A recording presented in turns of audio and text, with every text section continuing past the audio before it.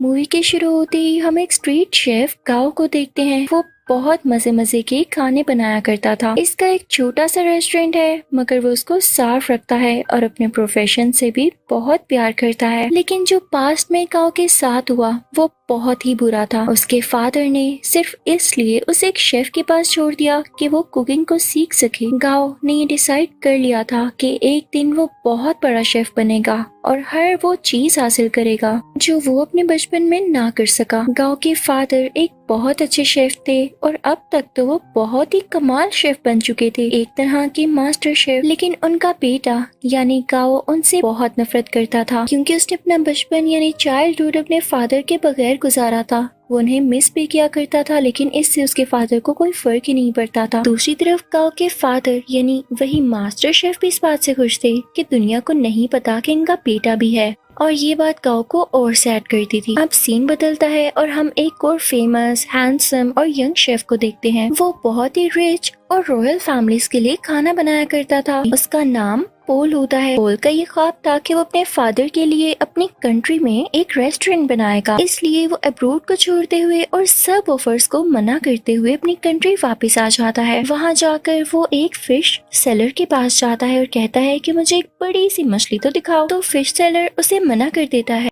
अब जैसे ही गाओ उसके पास बड़ी सी मछली लेने आता है तो वो आदमी उसे मछली दे देता है। ये देखकर पोल को बहुत गुस्सा आता है और वो गाओ को गुस्से से देखता है, जैसे वो उससे जेलस हो कि भाई इसने उसको मछली क्यों दे दी। फिश सेलर जब इन दोनों को गुस्से में देखता है तो वो मछली के 2 टुकड़े कर देता है ताकि इनमें लड़ाई ना हो। लेकिन वो दोनों फिर भी एक दूसरे को गुस्से से घूरते रहते हैं। अब हम पोल के शानदार और बहुत ही प्यारे रेस्टोरेंट को देखते हैं जिसकी आज ओपनिंग होती है। वो बहुत नीट एंड क्लीन एडवांस तरीके से बनाया गया और बहुत ही खुला रेस्टोरेंट होता है। उसको बहुत अच्छे तरीके से डेकोरेट किया होता है। पोल ने जो नया रेस्टोरेंट खोला था वो गाओ के रेस्टोरेंट के बिल्कुल सामने था, जिसे देखकर गाओ के दोस्त घबरा जाते हैं, क्योंकि ये नया रेस्टोरेंट इन कस्टमर्स का सारा इंटरेस्ट अपनी तरफ करने वाला था और इन सब लोगों को इनसे छीनने वाला था। और जिस बात का डर था वही होता है। सब लोग नए रेस्टोरेंट का टेस्ट चेक करने के लिए उसमें चले जाते हैं। तो गाओ के दोस्त गाओ को सपोर्ट करने के लिए डिस्काउंट ऑफर की अनाउंसमेंट करते हैं,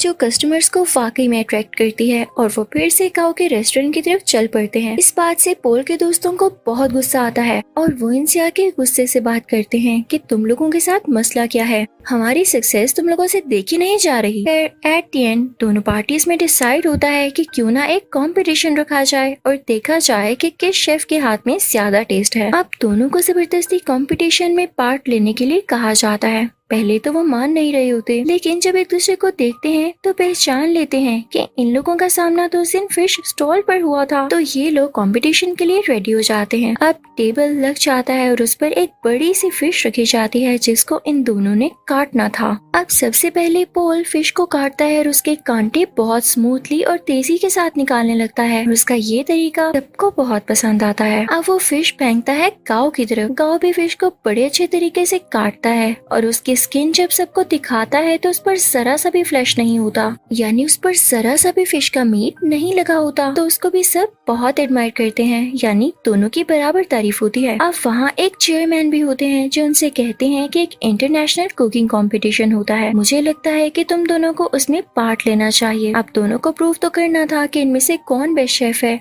तो दोनों रेडी हो जाते हैं। अब पोल मीडिया को बताता है कि मैं फ्रांस में कुकिंग करता था और चाइना आकर मैंने फील किया कि अब भी लोग पुराने तरीकों को यूज करके कुकिंग करते हैं। और जाहिर है ये बात वो इनडायरेक्टली गाओ को ही कह रहा था और इसे देख के गाओ को बहुत गुस्सा आता है। अब वहाँ सबको पता चलता है कि पहले इनका आपस में कंपटीशन होगा। अगर ये लोग उसे जीत जाते हैं तब ये लोग फाइनल तक पहुँच सकेंगे और साथ ही साथ बहुत ही बड़े मास्टर शेफ से मिलने का भी चांस मिलेगा। और ये मास्टर शेफ कोई और नहीं बल्कि गाओ के ही फादर थे। उधर गाओ के रेस्टोरेंट में पोल की दोस्त आती है और गाओ और उसकी दोस्त को रेस्टोरेंट आने का कहती है कि आज का खाना आप हमारी तरफ खाएं। अब वो दोनों यानी गाओ और उसकी दोस्त पोल के रेस्टोरेंट तो जाते हैं, लेकिन उनको खाना पोल नहीं बल्कि पोल की वही दोस्त सर्व करती है। दिखने में वो खाना तो फ्राइड एग और एक प्लांट पोट की तरह लग रहा था, लेकिन उसका टेस्ट एकदम अलग था। तो ये देख के गाओ सोचता है कि वाकई पोल की कुकिंग बहुत एडवांस है। तो वो सीधा किचन में जाता है और उसको गुस्से से कहता है, पोल अपना खाना अच्छा दिखाकर क्या साबित करना चाहते हो? कि तुम बहुत अच्छे कुक हो, तो पोल चुप रहता है और उससे मीट पकाने का कहता है कि चलो देखते हैं कौन ज्यादा अच्छा मीट पका सकता है। गाओ चैलेंज एक्सेप्ट करता है। अब गाओ बहुत ही अच्छे तरीके से वो मीट पकाता है, वो बहुत डिलीशियस लग रहा होता है।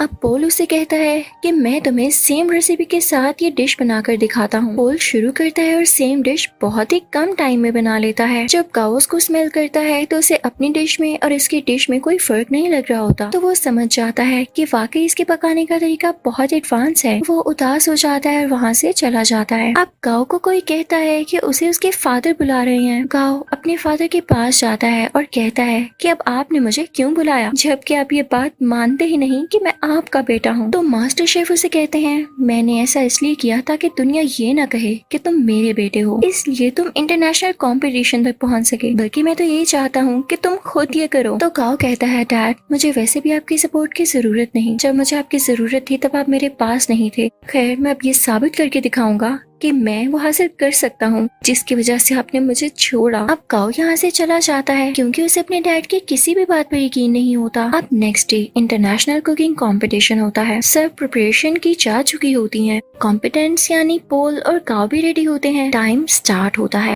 पोल की कोई स्वीट डिश होती है और गाओ की चिकन डिश। दोनों बहुत मेहनत से अपनी डिशेस तैयार करते हैं। पोल तो टाइम से पहले ही अपनी डिश तैयार कर लेता है, लेकिन उसके बाद गाओ की भी शानदार डिश रेडी हो जाती है। उसने भी टाइम पर अपना दिया गया टास्क पूरा कर लिया था। जजेस और ऑडियंस बहुत इम्प्रेस होते हैं और अब उनकी डिशेस को टेस्ट किया जाता है और दोनों के सेम पॉइंट्स आते हैं, क्योंकि जज को उनके खाने में इतना ज्यादा डिफरेंस नहीं लग रहा था, यानी दोनों की डिशेस बहुत मजे की थी। तभी स्टेज पर एक जज आता है और इस कंफ्यूजन को क्लियर करने के लिए कहता है कि नो डाउट दोनों की डिशेस की टेस्ट बहुत आला थे, लेकिन मुझे टाइम मैनेजमेंट पॉल की ज्यादा पसंद आई, इसलिए ये कंपटीशन पॉल ने अपने नाम कर लिया है। पॉल यहाँ पर बहुत ज्यादा खुश हो जाता है। गाओ क्योंकि कंपटीशन हार चुका होता है तो वो बहुत ज्यादा उदास होने की वजह से अपने घर भी नहीं जाता और वीडियो गेम्स खेलने के लिए चल पड़ता है। वो कई दिन तक अपना टाइम यूं ही स्पेंड करता रहता है और एक दिन उसके पास वही शेफ आते हैं जिनके पास उसने अपना बचपन गुजारा और उसी के पास गाओ के डैड उसे छोड़ कर गए थे। वो उसे समझाते हैं कि गाओ देखो, हार जीत तो इंसान की जिंदगी का हिस्सा होती है ना। अगर आज तुम नहीं जीत सके तो क्या जरूरी है कि कल भी नहीं जीत पाओगे। लेकिन गाओ घर जाने के लिए तैयार ही नहीं था। उसे बहुत समझाने के बाद कन्विंस कर लिया जाता है कि उसे घर जाना होगा और अगले कंपटीशन की तैयारी करनी होगी। अब पोल बहुत ज्यादा खुश होने की वजह से अपने रेस्टोरेंट जाता है। वो बहुत एंजॉय करता है। उसके सामने उसके दोस्त बैठे होते हैं, तो बातों बातों में उसके दोस्त उससे कहते हैं पोल तुम अपनी दोस्त को चांस क्यों नहीं देते हो, वो इतने टाइम से तुम्हारे साथ है, तुम उस पर ट्रस्ट तो करो,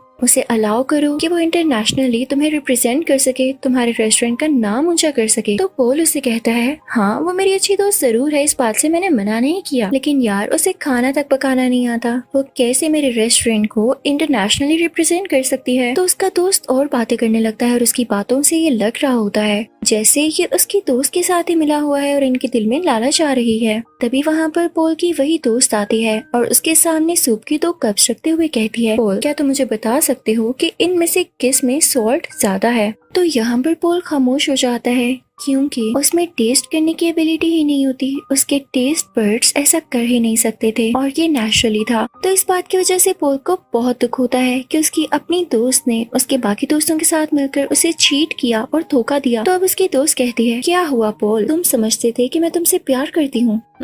ये तुम्हारी गलत फहमी थी, आजकल ऐसा कहाँ होता है। मैंने तो तुमसे दोस्ती सिर्फ इसीलिए की थी ताकि तुम्हें यूज करके इंटरनेशनल कंपटीशन में जा सकूं। वैसे जाना तो मेरे लिए पॉसिबल नहीं था, लेकिन आज तक जो मैंने तुम्हारा राज रखा उसके बदले में तुमने मुझे क्या दिया। क्या तुम मुझे एक ऑफर नहीं कर सके। लेकिन अब नहीं, अब मैं खामोश नहीं रहूंगी क्योंकि मैं भी इस कंपटीशन में जा सकती हूँ।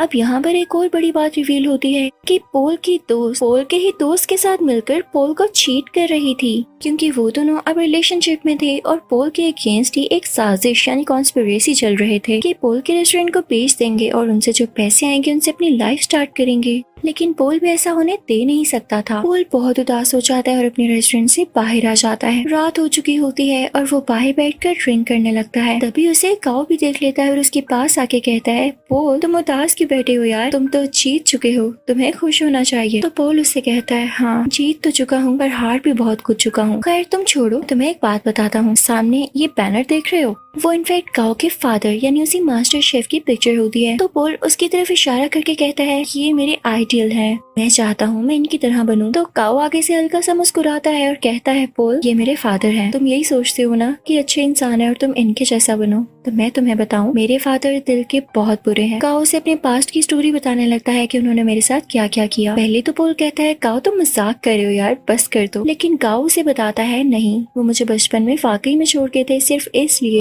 कि मैं उनके प्रोफेशन को अपना नहीं पा रहा था। मैंने अपना सारा बचपन उनके बगैर गुजारा है। तो पोल कहता है, अच्छा उदास नहीं हो, अब हम क्या कर सकते हैं। तो काऊ से कहता है, बॉटल्स फेंक सकते हैं। तब वो दोनों खाली बोतल्स उस बैनर की तरफ फेंकने लगते हैं और बहुत खुश होते हैं। यहाँ पर इन दोनों में दोस्ती हो जाती है और ये सीन बहुत ही ज्यादा क्यूट है। अब पोल जब वहाँ से अपने रेस्टोरेंट वापस जाता है तो देखता है कि उसके दोस्त उसके रेस्टोरेंट का सौदा कर रहे होते हैं। तो पोल उनसे कहता है, ये क्या हो रहा है, तुम लोग मेरी इजाजत के बगैर ऐसा कर भी कैसे सकते हो। तो उसके दोस्त उससे कहते हैं, मुझे ये बताओ इंटरनेशनल कंपटीशन में अपने साथ किसको लेकर जाओगे, क्योंकि राउंड 2 में अकेले नहीं पका सकते, आपके साथ आपका पार्टनर होना लाजमी होता है। क्या तुम अपनी दोस्त को लेकर जाओगे। तो पोल कहता है, मेरा दिमाग नहीं खराब, मैंने डिसाइड कर लिया है कि मैं किसे अपने साथ लेके जाऊंगा जो कि वाकई डिजर्विंग है। पोल यहाँ पर काऊ का नाम लेता है। तो ये सुनकर उसके दोस्त काफी जेलस होते हैं। उनमें से एक कहता है, पोल याद रखना तुम्हारा करियर मिट्टी में मिल जाएगा। तो पोल उसे अपने सर से हिट करता है, उन सबको वहाँ से भगा देता है।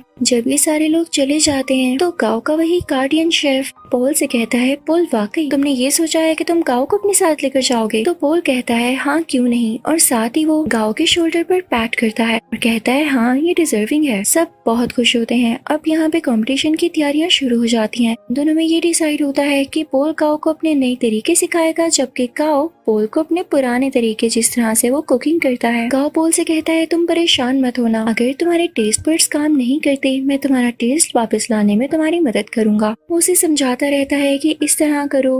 पोल भी उसे नए नए तरीके बताता रहता है और यहाँ पर इन दोनों का काफी अच्छा टाइम स्पेंड हो जाता है। ये रोज खाना बनाने की प्रैक्टिस करते, साथ साथ डांस करते, सिंगिंग करते और बातें करते। और अब यहाँ इन दोनों की दोस्ती और भी गहरी हो चुकी थी। अब वो दिन भी आ जाता है जब इंटरनेशनल कंपटीशन का राउंड 2 होता है। ये दोनों अपनी डिश बहुत अच्छे तरीके से बनाने लगते हैं और कम ही टाइम में बहुत अच्छी स्वीट डिश तैयार कर लेते हैं, जो कि जजेस को इतनी ज्यादा पसंद आती है कि वो कहते हैं, हमने आज तक ऐसी डिश नहीं खाई। और ये राउंड ये दोनों विन कर लेते हैं। और सही कहा जाता है कि यूनिटी इज स्ट्रेंथ। अब इसके बाद शुरू होना होता है थर्ड राउंड, जो कि कुछ दिन बाद था। और ये कंपटीशन इनका उसी मास्टर शेफ यानी काऊ के फादर के साथ था। तो यहाँ पर पोल काऊ से कहता है, मुझे लगता है कि तुम इस कंपटीशन को जीत सकते हो, तो तुम चले जाना। तो काऊ पोल से कहता है, तुम बहुत अच्छे शेफ हो, तुम्हें तो एडवांस तरीके भी पता है और तुम मेरे से भी ज्यादा अच्छा कर सकते हो। तो पोल कहता है, नहीं ऐसी बात नहीं, देखो मैंने अपने फादर का ड्रीम पूरा किया अपना रेस्टोरेंट बनाकर, तो तुम अपने फादर का ड्रीम पूरा करो ना। वो तुम एक बहुत अच्छा शेफ देखना चाहते थे, तो तुम उनके सामने जाकर कुकिंग करो और उन्हें प्रूव कर दो कि तुम बहुत अच्छे शेफ बन सकते हो। तो काऊ मान जाता है और पोल का शुक्रिया अदा करता है। अब थर्ड और फाइनल राउंड स्टार्ट हो चुका होता है।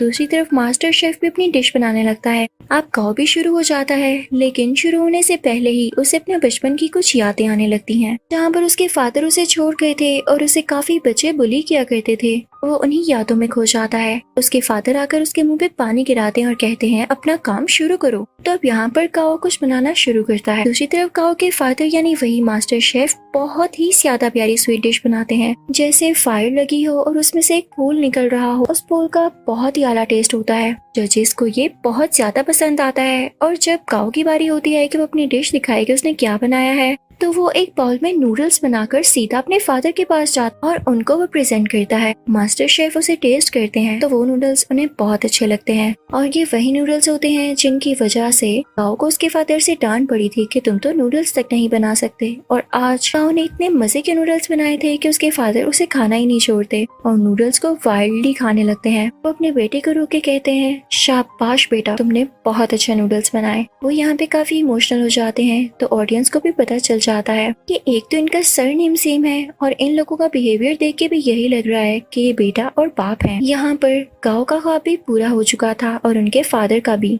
अब उधर हम रेस्टोरेंट में देखते हैं कि पोल और गाओ अब साथ काम करते हैं और उनकी ऑडियंस पहले से कई ज्यादा है, यानी उनके पास और भी ज्यादा कस्टमर्स आते हैं। लोग उनका खाना बहुत ज्यादा पसंद करते हैं और इनके रेस्टोरेंट में अब रौनक ही रौनक हो जाती है। इसी के साथ ये मूवी यहीं पर एंड होती है।